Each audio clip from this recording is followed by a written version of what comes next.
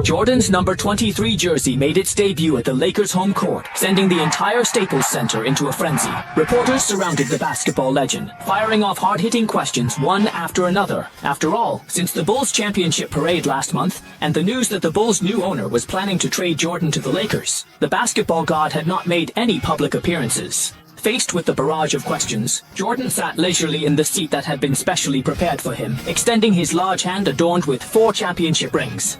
Signaling for the reporters to quiet down, Jordan took the absolute center seat at the press conference, radiating star power. Not only did Shaquille O'Neal have to give up the center spot for Jordan, but even President Jerry West and owner Jerry Buss attended in person, willingly playing supporting roles. All of this showed just how significant Michael Jordan, the basketball god, was to the Lakers and to this city. Tonight's press conference was not only the unveiling of Jordan's Lakers jersey, but also a grand welcoming ceremony for the basketball legend by the entire Lakers organization and tens of thousands of Los Angeles fans. After Phil Jackson resigned from the Bulls, he immediately came to interview with the Lakers. Seeing his mentor follow him over, Jordan was naturally overjoyed. Jerry West then made the decision on the spot, signing the Zen Master to a 5-year, $26 million contract, making him the highest-paid head coach in the entire NBA. Jeannie Buss, the Lakers' director of operations, was sitting right next to Phil Jackson, exchanging flirtatious glances with him. It took quite some effort from the PR staff on site to finally get the media and reporters to quiet down. Michael Jordan sat squarely in the center, exuding authority. He spoke confidently into the microphone. "I will only answer 3 questions. The rest, you can direct to my personal assistant. First, before I retire, I will not get involved in any team ownership because I am still a player and all my focus will be on leading the team to a championship. But after I retire, I might consider buying an NBA team for fun. Second, Shaquille O'Neal is the most dominant center in the league right now. Teaming up with him gives me great confidence, and I will teach him how to win a championship. Third, I really like the city of Los Angeles and hope to finish my career with the Lakers. Maybe I can play until I'm 38, and by then, I will bring both the Lakers and myself a second three-peat." Jordan answered the 3 questions crisply and decisively, and the press conference erupted in thunderous applause and waves of cheers. The Los Angeles Lakers had already achieved a three-peat back in the 1950s, which was also the first three-peat in NBA history. Now, with Jordan boldly claiming he would bring the Lakers their second three-peat and his own second three-peat, how could the fans and media not be excited? At that moment, on the plaza outside the Staples Center, a giant screen was simultaneously broadcasting Jordan's bold statements from the press conference. The tens of thousands of Lakers fans gathered in the plaza went wild, celebrating and shouting with fists raised in the air. "Lakers three-peat! Lakers three-peat! Lakers three-peat! Michael is the god of basketball. Shaquille is the king of the paint. The Lakers' Big Shaq and God combo is sweeping the league. Who can stand against them?" From 1988 until now, the purple and gold have gone 9 years without tasting a championship. Next June will be the moment when the Lakers, after a decade, once again claim the O'Brien Trophy for the championship push. When will the official Lakers number 23 Jordan jersey be released? "I want 3, I'll buy 10. On the giant screen outside the arena, the Lakers' official top 10 Jordan career highlights were then played, and the explosive footage sent the fans into another frenzy. The whole of Los Angeles was immersed in the euphoria of acquiring Jordan. At the same time, Lakers president Jerry West's remarks at the end of the press conference sent Lakers fans into another wave of excitement. The Lakers are about to usher in a brand new Big 3 era. For the sake of a championship, we never fear the high luxury tax. This is the confidence of a true powerhouse. Besides Michael and Shaquille, the purple and gold will soon welcome a 3rd superstar.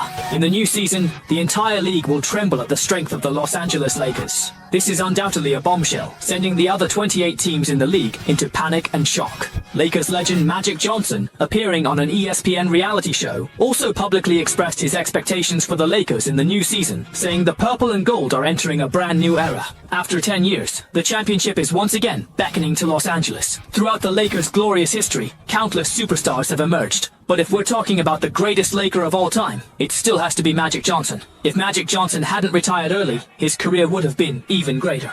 He became a mountain so high that even the later Michael Jordan could hardly surpass him. In the Utah Jazz's general manager's office at the Energy Solutions Arena in Salt Lake City, a visibly anxious Karl Malone, known as the Mailman, barged straight into the GM's office, looking as if he was ready for a fight. "GM Walter, have you heard? The Lakers not only got Michael, but they're also bringing in a 3rd superstar. If we don't strengthen our roster enough for the new season, forget about the championship. We won't even make it out of the West. Should we get in touch with Sean Kemp? I have his number."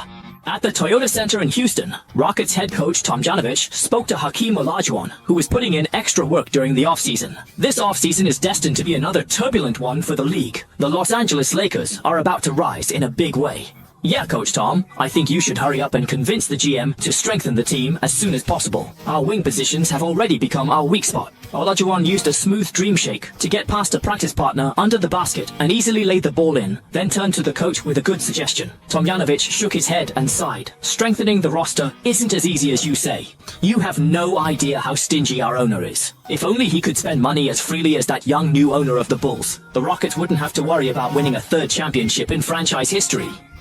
What about Hakeem Charles? I haven't seen him these past few days. Olajuwon spread his hands, half laughing, half exasperated. That guy's gotten hooked on commentating. He's in Orlando these days, doing some friendly work for ESPN. Not only that, he even trashed me on air. When he gets back to Houston, I swear I'm going to skin him and roast him like crispy pork belly. Meanwhile, at the Miami Heat's home court, the American Airlines Arena, the Saint Warrior Alonzo Mourning also rushed anxiously into the president's office. Coach, why haven't we renewed Tim Hardaway's contract yet?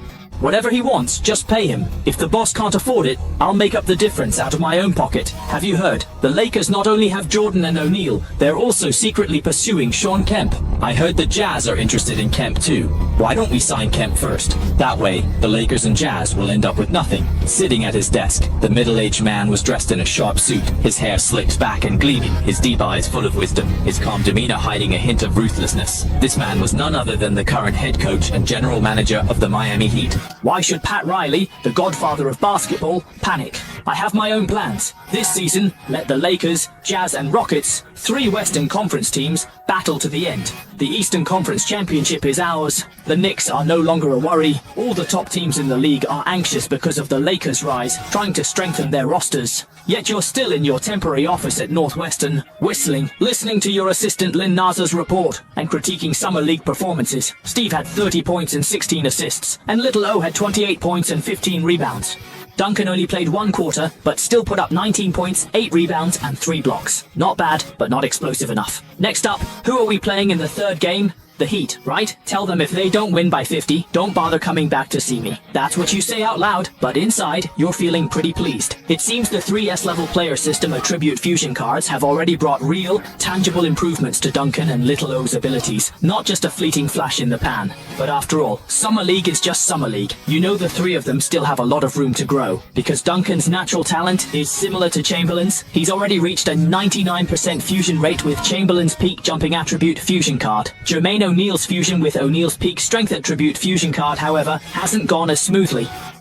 The fusion had reached 70%. At that time, Steve had also achieved a 65% fusion with Iverson's peak speed attribute fusion card, which boosted the Windchild's 100-meter sprint time from 10.9 seconds to 10.6 seconds. As everyone knows, the fastest 100-meter sprinter among NBA players is Allen Iverson, whose record is 10.3 seconds. Although that was an open run, the importance of speed improvement for a player is self-evident. The fusion progress of S-level attribute cards can only be continuously increased during actual games.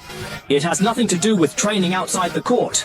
That's why you had Kobe, Big Ben and McGrady stay behind to train, while Duncan and young O'Neal went to Orlando for the game. But compared to the S-level star attribute fusion card, what you care about more is the Celestial Great Wall one-way attribute boost card in your hand. This boost card is of a divine level, a whole tier above S-level. When you use it on Darji, the effect will surely be beyond expectations. Thinking about this, you can't wait for Darji's arrival. So, when will Darji's team be coming to Chicago?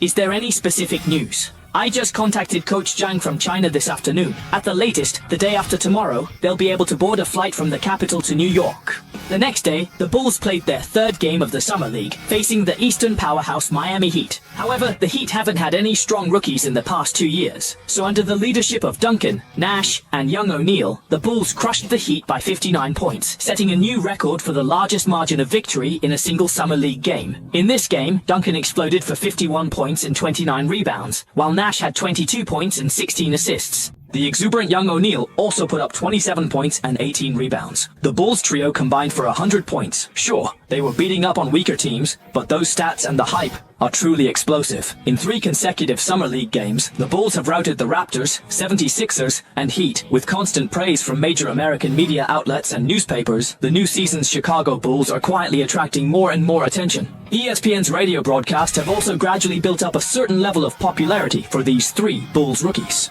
Chicago. In a crowded subway car somewhere in the city, 2 young white men wearing the newly released Lakers number 23 Jordan jerseys are chatting. Did you hear that number 1 pick the Bulls drafted this year, Tim Duncan, has been dominating the Summer League lately? Yesterday he put up 51 points, 29 rebounds and 10 blocks in just 3 quarters. That's insane. What's there to hype about the Summer League? It's just G League level competition. True, there's not much to brag about. But after watching videos of Tim and Steve's games, I was honestly a bit blown away. Suddenly the Bulls' new owners' moves don't seem so bad. I'm already looking forward to the team's season opener.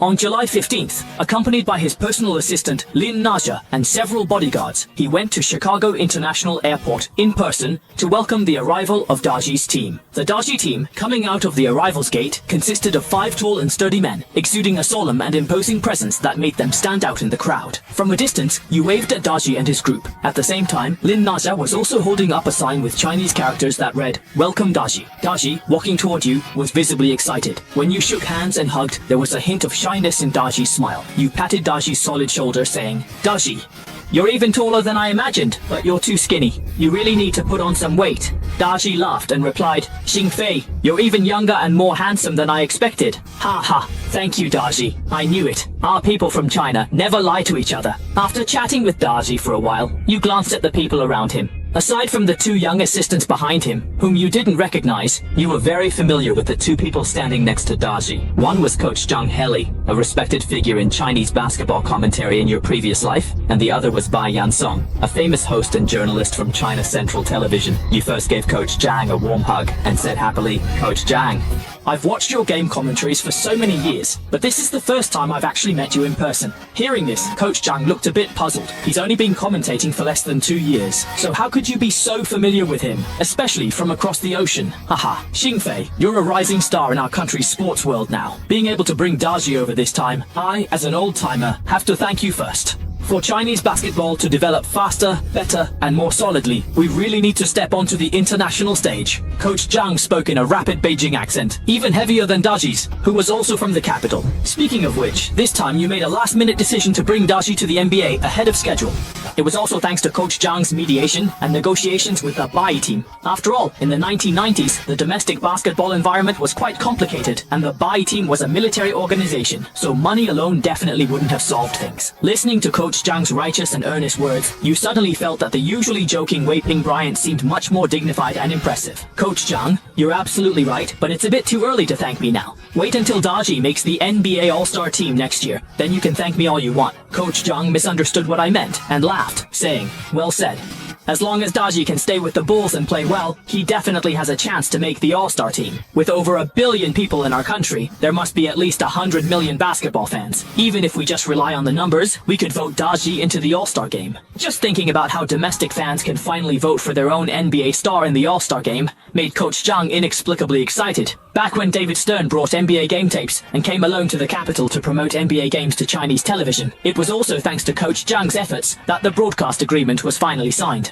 In the 1990s, with the rise of the Bulls and Jordan, the NBA began to have a certain influence in China, and Jordan's name started to become well known here. However, the coverage of NBA games on CCTV5 was still very limited, sometimes only 1 or 2 games a month, and often just highlights. But now, with Daji officially joining the Bulls, China has its first player to set foot in the NBA, the highest stage of world basketball. Coach Zhang firmly believes that the upcoming NBA season will quickly gain popularity and widespread promotion in China. This will allow more children who love basketball to experience the highest level of the basketball world. The next morning, in a temporary office at Northwestern University's basketball training facility, Daji officially signed a 3-year, $3 million contract with the Bulls. This contract is even higher than the ones I gave to Ben, Ginobili, and Bruce Bowen. No need to ask. It's obviously because of connections. In the afternoon, you brought Daji, now dressed in his team uniform, to the training gym. At that moment, Kobe, Ben, and McGrady were already practicing on the court. Ray Allen, Rasheed Wallace, Steve Kerr, and Del Curry had also been called in by you for extra training. Everyone, pause for a moment. let me introduce a new teammate to everyone. This is the fellow countryman from China I mentioned before. His name is Daji, and he stands 2.16 meters tall. I walk to the center of the court, clapping my hands to gather all 7 players at midcourt. Kobe and the others looked at Daji, each with a different expression. Daji, welcome to the Chicago Bulls. You're way better looking than Tim, McGrady, ever the friendly one, joked, showing off his unique American sense of humor. Or maybe he was just teasing on purpose. Daji, you're really tall, even taller than Rashid by quite a bit. If Chicago fans at the United Center get too excited this new season, they might just blow the roof off the place. We're counting on you to hold down the paint for us. Kobe smiled as he shook Daji's hand, showing off his own sense of humor. Ray Allen, Del Curry, Ben Wallace, Steve Kerr, and Rasheed Wallace each exchanged a few friendly words with Daji, welcoming him to the team. Even though both Rasheed Wallace and Ben Wallace felt a bit wary of Daji. After all, just looking at his 2.16 meter height, it was clear he was here to compete for playing time in the paint. There would inevitably be competition between them in the new season. Still, neither of the Wallaces dared show Daji the slightest disrespect. After all, this guy is a countryman of the boss. Everyone's eager to curry favor, not show him a bad attitude. Daji felt the warmth from his teammates and was both flattered and a little overwhelmed. Thank you all for the warm welcome. From now on, we're teammates, and I hope we can learn from each other. Humble and easygoing, Daji had thought he might be ostracized on an American team, but with owner Chin Fei backing him, those worries were unnecessary. Coach Zhang and Bai Yansong, standing to the side, nodded happily. It seems the current Chicago Bulls were practically half a family from their homeland. By the way, I mentioned before the best way for everyone to get to know each other is to let basketball do the talking. I'm sure you're all curious to see what our big guy from back home can do. Since there are 8 of us, let's split into 2 teams and have a simple half-court scrimmage. As you spoke, you quickly divided the 8 players into 2 teams. Bryant, Tracy, Big Ben, and Daji. You 4 are on one team. Rashid, Ray Allen, Dale, and Steve, you 4 are on the other. It'll be a 3-on-3 half-court game with 1 substitute per team and no change of possession after a basket. After setting up the rules, you walked over to Daji, patted him on the shoulder and said, "No need to be nervous, just play your game. I'm sure you'll impress everyone." As you spoke, a glint of excitement flashed in your eyes. In your mind, you quickly summoned the system. The system immediately activated the Great Wall of China Unidirectional Attribute Enhancement card. Great Wall of China Unidirectional Attribute Enhancement card in use. Suitable target detected. Wang. System is auto-matching. Ding. Congratulations, host. Target Wang Gigi has received a preliminary 30% boost to Pete Nowitzki's shooting attributes, along with the Golden Rooster one-legged fadeaway skill package. After hearing the system's words in your mind, you couldn't help but exclaim, "Goodness, is Daji really about to walk Nowitzki's path and leave Nowitzki with nowhere to go?"